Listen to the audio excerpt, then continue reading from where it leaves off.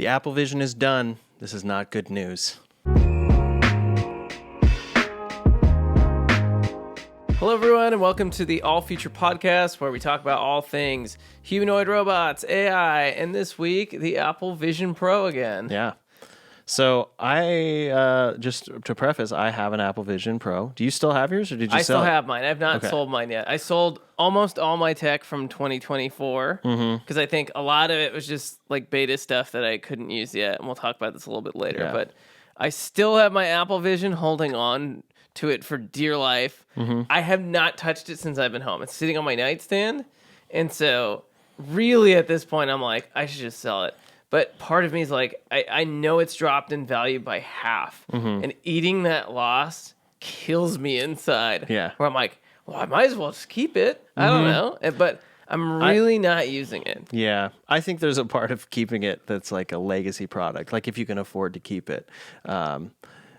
It's like going to be one of those things in 30 years. It's like, oh my gosh, look at this original version of this thing. But it also is, it's a great screen when you do use it. So I've loved watching a couple movies on it.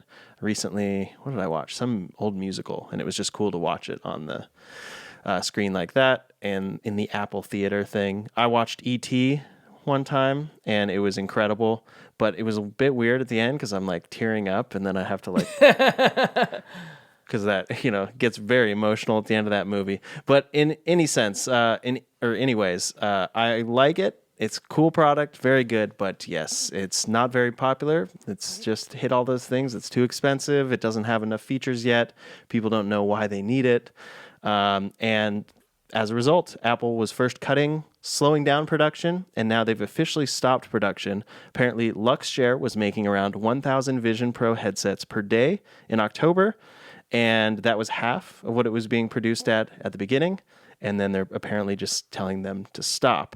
And then on top of that, they're potentially doing a second generation refresh of this, but it will be an incremental upgrade to the design that will have limited changes. And part of the limited changes is so that they can reuse as many components from the first version as they can because they have a surplus of inventory, which, it just feels like, wow. This is exactly, we're going to get that. We talked about this a little bit in the last video at the end of the rumors video, but this is what we're going to get. We're going to get an Apple Vision Pro 2, and it's going to look exactly the same, and it's going to have an M5 chip, maybe some more RAM or something, and it's going to have all the same problems that the original Apple Vision had, where it's just not enough content, nothing to do on it, doesn't have Apple Intelligence yet, the voice commands don't work well because Advanced Siri isn't there yet, and so it's going to be really hard to recommend this product to anyone, or VR in general, because we both like VR. We both have Meta Quests. We spent a lot of time on our VR devices because we really believe that that's somewhere in the future. It fits in somewhere. We just don't know where yet. Yeah. But it's really like a cyclical thing. Like for most people, you get it, you use it for 3 to 6 months, and then it sits in a drawer for a long time. And not for everyone. Some people really like it, and they really love, their device or use it for something really specific or love it for gaming or, But the use cases they kept showing us were like, you're going to use it while you're cooking and put a timer in the thing. And we all tried this stuff. You tried that, right? I did. I specifically did that one. And it was kind of cool, but then like the lenses fog up, and then I'm wearing this big thing, and then I have a cord, and it's just like, and it's taking you away from the experience because you're now watching your life through a screen, as opposed to it being like AR glasses in the future. I think would be that version where you're still looking at the pot in real life. You're still getting the tactile sensation of being a human in this world that's cooking food. And then you're just adding a timer versus this is like you're getting a recreation of it. It's a pretty good recreation, but it's not the same. Yeah, exactly. There's no pass through, right? Like no direct pass through. And so would we get, did Apple do the right thing here by releasing this product as a full-fledged, super expensive product versus what Meta did, which is release their Orion glasses, give them to a bunch of reviewers, let them try it out, let them make videos about it and go, hey, this is what we're working on. This is where we're at. We're not behind, but we don't think we should release this product because it'll probably be like $10,000 if we released it right now. Yeah. So do you think they did the right thing? Apple? Yes. Probably not. I think they needed to release a cheaper version of this. I think it's very cool technology to see, and maybe we will look back and say, oh, it got the developers in and it got content creators in to start making things for the expensive version of this. And then once they were able to launch a future cheaper version, there was this whole ecosystem of stuff to do, and it made people want to buy it. So maybe they will accomplish that, but it feels like it was too early. But I will say, there's probably someone watching this that uses their Apple Vision all the time, and they're going to be like, "What are you talking about? There's nothing to do on the Apple yeah, Vision." I can feel the comments right now. Because- Comment right now. Do it. Because there is a ton to do, and there are new apps coming out all the time. There's great VR and AR experiences. There's tons of 3D movies you can watch. As far as I know, that's like one of the only ways to watch 3D movies, and it's way better than seeing it with glasses in a theater. I think it's the best 3D movie screen as well as like the best movie screen, and like there's a meditation app I have that's really cool and good. There's a lot of stuff on it, but not enough for the average folk, and even for me, who has it and likes experimenting with that stuff. Yes, it is also sitting on my nightstand, not being utilized. So there's something to that where the people who know what it can do and experience it still just aren't drawn to it. I think a great use case. Well, we saw this too. This is like a little piece that we talked about before, but it was used for Wicked post-production. And so like there's great use cases all around the world. So they got to see the Wicked special effects, and he was saying he got to like talk to his whole team while looking at this thing on a big screen and having all these multiple windows up, and then you can talk to people. That sounds like a great, amazing use case that's totally worth the price for that person. Yeah. But how many people are there like that out there? Yeah. That really like need all that functionality in that one moment to get all that kind of stuff done. Okay, I need to watch this in a theater style setting and be able to talk to all these people who are my special effects people. Like that's such a rare use case versus what the average person might need or want to do with this thing. And then the average person who might use this thing constantly needs to use it like every day to justify its price tag like it's a computer. Yeah. So it's really hard. Like the best use cases might be something like make a whole theater full of people wearing Apple Visions that can connect together, and you have some kind of 3D experience at like a theme park or something like that. Or like you make an Apple Vision theater where everyone can be like looking at the same thing. And it's sort of like the best version of 3D glasses or something like that. Yeah. There's so many versions of this where you can use this product. It's still made by Apple, and it runs at a Disney park, and everyone still knows about it, and you still sold the same amount of units and, you know, showed people how cool your tech is. Yeah. And at the same time, didn't sell like a bunch of, you know, $3,500, $4,000 units to people who are now going to say that, you know, like what we're saying, like it's cool. It's the best technology that's out there for the thing. It is the best screen in the world, as far as my opinion. And, but I still can't find enough use cases for me, the average person. Yeah. And yeah, we've talked about this basically for a year at this point, that the future version where it's a pair of glasses is the version that will be much more exciting. And if Apple can get there, I think that will be a very impressive future technology. There is that thing of like, part of what's great about it is that you can completely shut out everything. Like I've used the Apple Vision on a plane. It's a little awkward at first, especially because people are just looking at you, I guess, is kind of the awkwardness. And packing it's a little weird. It's a weird shape. But then you're able to completely shut out the world. And if you put noise-canceling headphones, like it's a very different experience for flying. And it actually kind of made the time pass differently.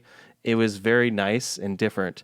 And that's something that if it's a pair of glasses that you throw on, you can't just block out the whole world. So I don't know if there's a future version of this that can do everything, or maybe that would be two different products. But as far as like the functions that they're selling of like a computer monitor, you can put that on a pair of glasses.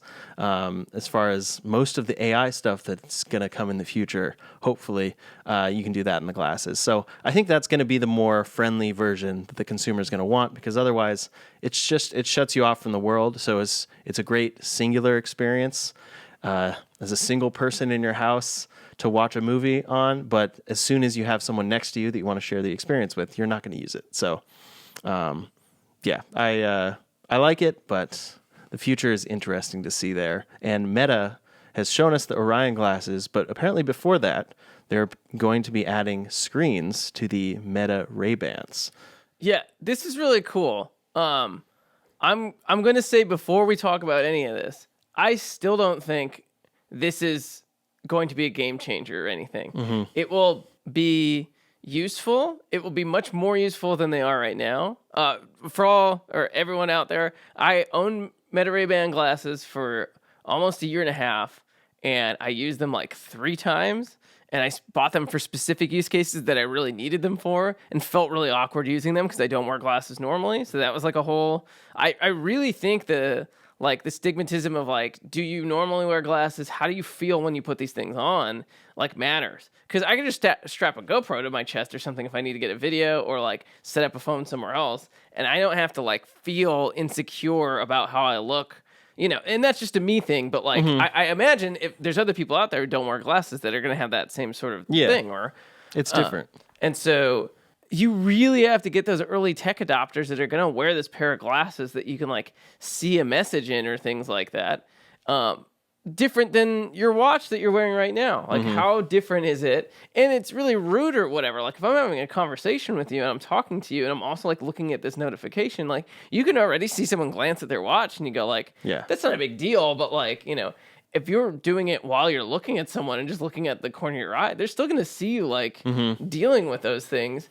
And, is what we're trying to do be so productive that we can see every notification in the world every second? Or is it that like, we try to have more, quality experiences with each other, and what kind of devices are creating that? And so I think this is another instance of a device super useful. Like, we should be using these things as tools, right? I wear this at work, so I could see the messages that are coming in on this other screen while I'm working on this other thing that I'm doing, and it just adds a piece, and I could talk to my AI quickly if I need it, and it's all integrated here, so this works as like a completely integrated solution to a problem that I have. Yeah. But what I see is like early tech adopters. I'm not being fooled again this year on this podcast, right?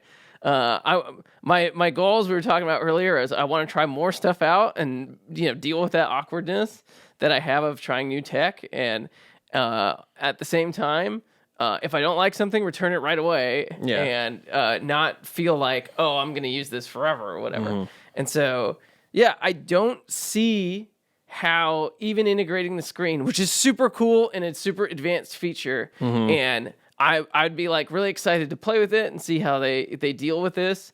It's not supposed to be like a full screen, like a monitor. It's just supposed to be like little text messages or like letting the AI talk to you via text, which has been a problem in the past. If you want to talk to ChatGPT, but you don't want to, like text to Siri, which just came out this year, same kind of thing. So, but I don't see this being that much different, even though it's a crazy amount of technology you've now put into this thing. But I just don't see it changing like interactions between humans like that. Yeah. To your point about the watch, I was going to say, I already sometimes have like, it's not even that I'm having a face-to-face conversation with someone. Sometimes I'm sitting just with them and we're talking, and then I get a notification on my watch, so I glance, and then I get another one and I glance. And I've had many instances where people go like, oh, do you need to get going? Or like, oh, like, here, we should probably like wrap things up. And I'm like, no, like I did not at all mean to communicate. Yeah, you're broadcasting something you didn't mean to by accident. Yeah, exactly. And I did not at all like mean to communicate that, even if but that's what a watch look communicates to people a lot of times. And you're getting many more watch looks. And of course we could learn that over time. They might be looking at a notification, but it's like, it is an interruption, and it is interrupting the experience. So yeah, if you're seeing someone looking at you, but they're always like looking up. Yeah, I could see it right now that Ryan's doing it, Yeah, exactly. It's not you see people's eyes, So yeah, I see what you mean, because like a lot of these things might take off or be cool for a time, but in the long run, are people going to want these on their face all the time? Always interrupting things? Probably not. And then, yeah, we kind of were a lot more positive on this tech, I feel like, originally, but now we've tried it all. Yeah, that was the difference, right? And so like now we can see a little more like, oh, okay, here's the problems with this, and here's how you can start fixing it, but like you're really not fixing the core problem. It's like for VR in general, people don't like stuff on their face. That's the core problem. And you haven't provided enough of an experience on the back end to really force them to do that in not a like entertainment setting. So like they used to have these VR games that you would like go to a place and you'd put on the VR headset and a pack and you have a gun and you go play the Star Wars game. Yeah. Like, that's where this technology should be being used, because that's where people will accept putting stuff on and doing a thing when they go have an experience, charge $100 for that ticket, and all those things will be paid for, but it's not a consumer level product. Yeah. It's like a theater business level product that you should be using. It's a business level product that people should be using for product design and all these other things like movies or these examples that we use. But it's not a consumer product. You shouldn't have tried to sell it to the, to the public. And that's just the thing that I think they messed up in. Yeah. They've shown us they're really great tools, though, like I was saying with the Apple Vision to watch on a movie on a plane or something, or I really like using it as a secondary monitor from my computer. And so a device that you can put on simply that provides that function. Yeah, it's like the tool that I'm using for this work time, and then I take it off and pack it away, just like I would with a computer, as opposed to the thing that needs to provide every function for everything I'm doing, which is what it's kind of been being sold as. So there is a product that is that way. There's a ton of products in this category now, and I'm putting my money where my mouth is, and I just bought one, and I will, report back soon. But my prediction is I will actually use this product as a specific tool that I bought for a specific job much more, and it's the Xreal 1 glasses. And all they do is they're a pair of sunglasses that don't look good. They don't look good. They're bulky and big, and you can tell you're looking at a screen. But because I'm using them for that purpose, I don't care if people know that I have like a thing on my face that I'm looking through a screen. I'm trying to do work. If you don't know, I'm a touring musician like most of the time. That's why I'm out most of the time. And if you've ever seen me in those hotel rooms doing this podcast, that's why. And so my number one concern, and a number one concern of a lot of people who work on laptops a lot of the time, is you're crouched down on that thing and it's super uncomfortable to look down at a thing all day at this thing on your lap. And so the solution I want, which provides a bunch of other solutions as well, is to just keep my face level and straight, which was one of the things I loved about working in the VR space on Apple Vision. You just keep yourself upright and you're now not looking, at screens wherever you want. So if I, had it hooked up to my laptop, now I just have a keyboard and then I can look up at the screen. And so that's what I want. And then in my mind, I want that until I try this thing and I hate it for some reason. I want that with the most stripped down functionality you can give me at the lowest price. Yeah. And so this is that. It literally just has cables that if you want it to plug into your phone, you plug in USB-C cable to the glasses and it goes to the phone, and then you get your phone screen in front of you instead of having to look down and crouch into it. If you want to use it on your Mac, you can use it on your Mac. You do it the same way. You plug into the USB-C cable into the thing, and your screen will actually show up in front of you. Yeah. And I think there's other VR features, but I'm not interested in any of them. I just want a monitor that's compact that Face I can screen. use as a tool. Face screen, yeah. Yeah. Yeah, what did I call it last time? I think it was something like that. Yeah. But here's why I'm going to use that thing more than I'm going to use all these other things. The Meta glasses are also just a specific tool. Like, I was going to use them to capture things at the show or capture things while I was on tour at like going to see a castle or going to a museum or something like that. I wanted to try to create more content, and I was still just pulling out my phone all the time. Yeah. The phone has a better camera, and, for the most part, I could still get stuff. And if I need to get stuff for the show, I just started setting up another phone that was capturing things, and that worked a lot better than trying to use the glasses. Yeah. And then the things I like about the glasses were the speakers and stuff like that. So the speakers are good and doing that, but it just didn't connect to the Apple device at all. So this thing does connect to the Apple device, in a very archaic way. It's not wireless and it's not seamless or whatever. And if Apple comes out with this product for $1,500, I'd probably buy it too. And if it was wireless and did all the things, That'd be great. that was just a pair of glasses, I'll buy that. But for right now, this is the only company making this. And no major brand has made something like this yet. Yeah. Does it have cameras on it too? I believe there's some with cameras and some without cameras. Okay. I think this one does not have cameras. Gotcha. So it's really just a face screen. Yes. I'm very curious to see you try them, and then to hopefully try them myself as well. Like, if you allow me, I'd love to borrow them. Oh yeah, try of course, them of course, on the of course. podcast. And so right now, we're not going to put an affiliate link or anything, but there's a $100 coupon that I don't know if is just like yeah? for the season or not. But they're around $500 on Amazon right now in the U.S. If we have any international watchers or whatever, I can't promise everything. But and then if this isn't your jam, there's a ton of other versions of this thing just made by other companies. Yeah. And this is one opportunity that like. I've seen over doing these tech reporting for like almost 10 years now, these companies that no one knew about just explode into something like Anker. No one had heard of Anker before batteries were a thing. And then Anker just suddenly became this like massive billion-dollar company overnight in this battery industry. And it was just this straight line because no one dealt with any of that stuff. And so now you're like a direct product that all these things need. And you're not the phone, but you're like, you sell just as much because everyone who has a phone needs the thing that you have. Yeah. And so this is another opportunity for one of these companies like that no one's heard of to just blow up, into this company that provides a product that no one thought of at the majors or just skipped over because they thought it wasn't going to be popular. I think this might be one of those categories. Or it doesn't provide them with what they need, which is like you to wear it all the time, take your data, all that stuff, which is like the Meta glasses. They want it to be a lot more in their ecosystem. And actually that reminds me, I have the Meta Ray-Bans. And so I was at a show at a jazz club, and we played the first set, and it was really fun. And the second set, I think it was a repeat, like we're playing the same set. And I was like, it'd be fun. Someone was talking about live streaming, and I was like, I have my Ray-Bans in the car. I wonder if I can live stream from them. And you totally can through the Instagram app very easily. So I live streamed most of the second set from the drums, and I had my phone on the floor. So I'm like sight reading music. And then like in between songs, I'd glance down and there's comments of people like, how on earth are you doing this?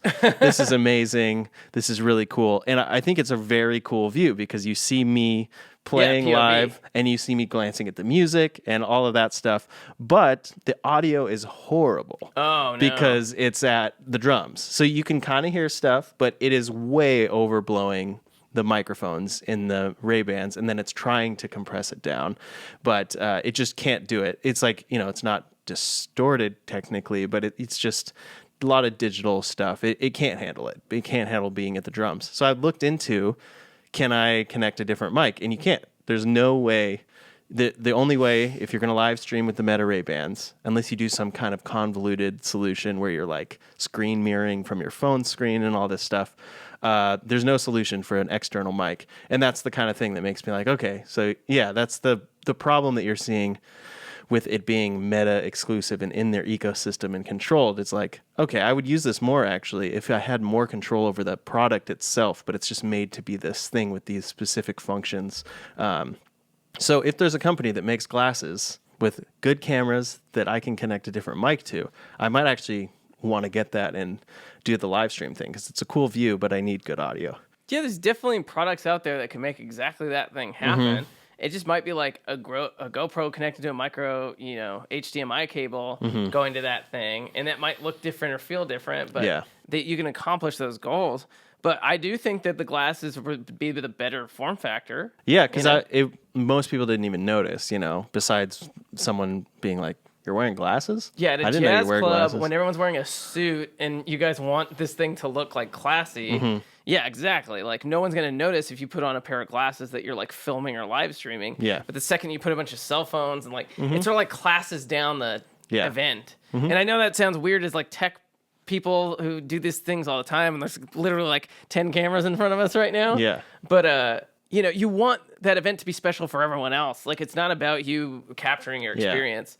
And so you want to make sure the technology that you're using to capture that for other people like out there is transparent. And like they're not focusing on that technology, or they're not focusing on your live stream, or they can't see any of that stuff. You want to make sure they're focused on the music and whoever's soloing at that moment, and trying to like remove them from this world of technology is your goal. And you want to share that with other people, and that's why you want to live stream. But you also want to like keep that interaction good with everyone while you do that. Yeah, exactly. So if you can't find that transparent tool that works, then it's tough. But maybe these things are coming in the future. Yeah, I'd love to see that in the future. I'm curious to see how these glasses work for you, but this is a very interesting space to watch because we're figuring it out. Their companies are figuring it out. What people actually want with some sort of face thing, and you think it's a face screen at this point that's just like a dedicated monitor. I don't think that that's exactly what people want.